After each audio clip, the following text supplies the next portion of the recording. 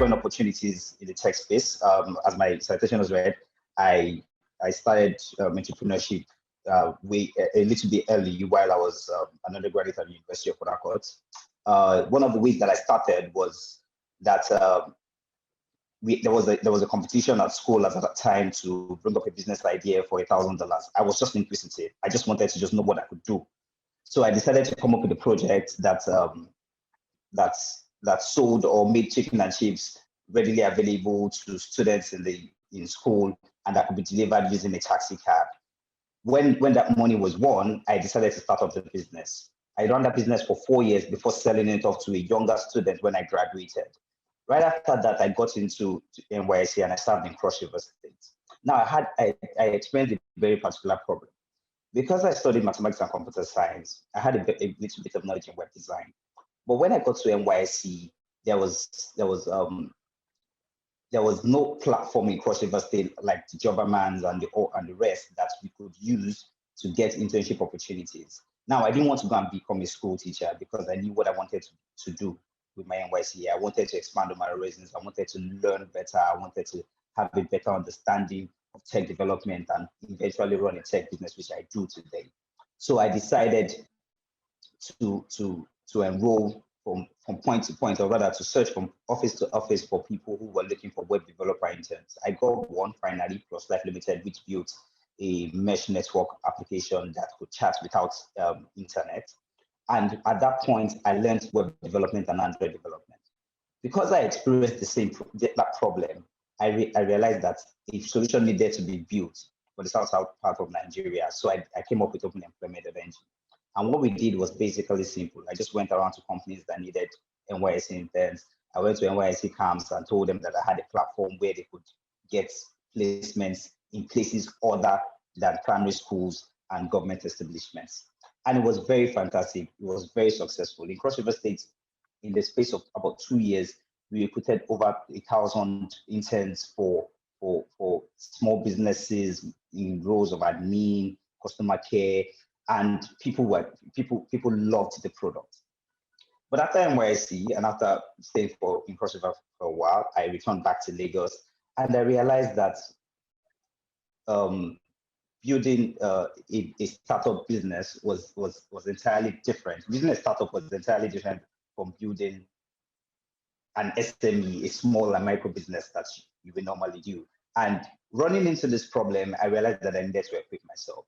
And this brings me to my topic that says exploring opportunities. Now, when I decided that I wanted to become a startup founder, I needed to learn. I needed to unlearn everything that I'd done. I needed to unlearn the fact that I'd run a successful clothing business, I'd run a successful chicken and chips business, and I needed to move into tech. So what did I do?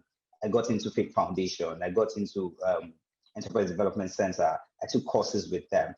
I decided to start attending HR forums to be able to better understand how human resource professionals do their recruitment process, to better structure my company. I got into Founders Institute, a Silicon Valley based accelerator program that helped me structure and build my business. And when I looked at it all and I said, okay, we will need funding for this.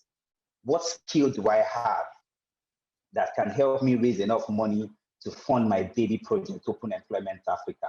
And I said, oh, I run this, I can build websites, I can build mobile apps. So why not start a software development company on the side? So that's when the dream of iSoft Limited came up. So when we started iSoft Limited, we started from a small table and desks at a co-working space. I would go there, I'll reach out to people, I'll call them and tell them I can build websites for you. They give me the website, I build it, I deliver. From the single table, I grew into I expanded into 2 staff, and we took two tables and we'll build software solutions for people, we'll go for presentations, build it and deploy. And as we speak today, we've grown from a single business, or rather a single man software development business, into a 12-man business. So now we currently have 10 developers, both remote and full-time and at the office. We've moved from a co-working space to our own personal office space. And we build solutions for people across cosmetics and skincare, real estate, finance. We built a lot of fintech products for companies like Digital Space Capital, investment products for strong mass investment. And the growth has just been exponential. Now, this all brings me to the conclusion that when you decide that you want to build a company, when you decide that you want to own a business, it is one thing and one thing only. Apart from the fact that you need to have passion for the business, you need to also understand that this business needs to run. Thank you very much, Mr. Adeoye, for explaining to us the amount of funding opportunities that are available. But would also need to understand that by the time that friends and family are putting money into your business, before you are reaching out to investors, you need to be able to run that business and make it profitable. Now, to be able to do this, you need to be able to explore other parts of your business, other parts of your skills that you can harness, that you can make money from to fund your primary goal.